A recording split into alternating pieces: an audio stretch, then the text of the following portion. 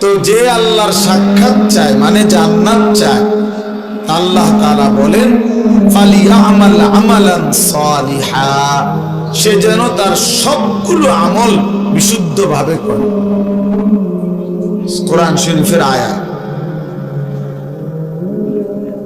ওয়ালা ইউশরিক বিইবাদাতি রাব্বিহি আহাদা, এবং আল্লাহর ইবাদতের সাথে কাউকে যেন শরীক না করে, মানে ইখলাস শুধু আল্লাহর জন্য। তাহলে এই জন্য আমি অনুরোধ করলাম আপনাদের কাছে, এটা আমাদের বোঝা উচিত। না বুঝলে আফসোস করবেন, আজ কিংবা কাল আফসোস করতেই হবে। কবরে গেলেই বুঝে আসবে, লাতারাবুন্নাল জাহিম সুম্মা লাতারাবুন্নাহা আইনাল ইয়াকিন। আল্লাহ তাআলা বলেন তুমি তোমার দুই চোখে জাহান্নাম দেখবা, এবং তোমার তখন পরকালের সব কথাগুলো ইয়াকিন হবে, কবর, হাসর, মিজান, ফুলসিরাত।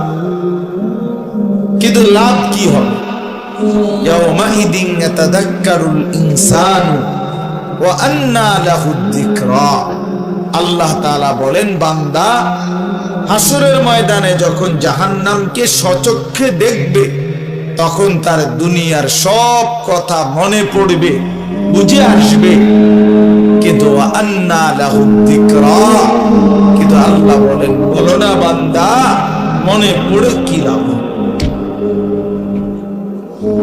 বুঝে তো আসবে, ঠিক আছে যে বিড়ি খাওয়া ঠিক হয় নাই, সিগারেট খাওয়া ঠিক হয় নাই, গালি দেওয়াটা ঠিক হয় নাই, চুরি করাটা ঠিক হয় নাই, সুদ খাওয়া ঠিক হয় নাই, কিস্তি নেওয়া ঠিক হয় নাই, নারী দেখা ঠিক হয় নাই, ছবি দেখা ঠিক হয় নাই, সারা রাত উলঙ্গ দৃশ্য দেখা ঠিক হয় নাই, নামাজগুলো বছরের পর বছর ছেড়ে দেওয়া ঠিক হয় নাই। তো এ তো বুঝে আসতে ঠিক আছে, উচিত ছিল, পড়া উচিত ছিল, মানা উচিত ছিল। কিন্তু আল্লাহ বলেন ওয়া আন্না লাহুদ যিকরা, বলো না বান্দা লাভ কি হবে? আজকে তো আর আমলের সুযোগ দেওয়া হবে। নবীজি সাল্লাল্লাহু আলাইহি সাল্লাম বলছেন ফাইন্নাল ইয়াওমা আমালুন ওয়ালা হিসাব ওয়া গাদান হিসাবুন ওয়ালা আমাল। নবীজি বলছে শোনো উম্মত, আজকে দুনিয়া আমলের জায়গা, এখানে হিসাবের জায়গা না। আগামীকাল আখিরাত সেটা কেবল হিসাবের জায়গা, ওইটা আমলের জায়গা।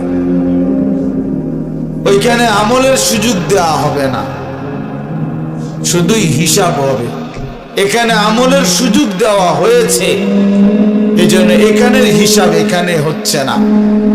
প্রতিদিন সারা দিনের নাফরমানির শাস্তি রাতে দেওয়া হয় না। এক মাসের নাফরমানির শাস্তি মাসের 30 তারিখ কোনো দেওয়া হয় না। এখানে শুধুই আমল, কর্ম, ওইখানে হিসাব। এখানে মেহনত, ওইখানে ফলাফল, এখানে ফলাফল। এই জন্য আমরা সবাই মিলে যে পাত্তা দিলেন অসুবিধা নাই, আমরা এতে করে ঘাবড়াই না যে কেউ উনি আপনার কথা না, কেউ না শুনে, কোনো অসুবিধা নেই, কোনো সমস্যা নাই। গোটা পৃথিবীর সমস্ত মানুষ যদি আল্লাহর নাফরমানি করে, একজনও যদি মুমিন না থাকে, তবু আল্লাহ শ্রেষ্ঠ, তবুও কোরআন শ্রেষ্ঠ। আবার গোটা পৃথিবীর সকলেই যদি আল্লাহকে মেনে নেয়, তবু আল্লাহ শ্রেষ্ঠ,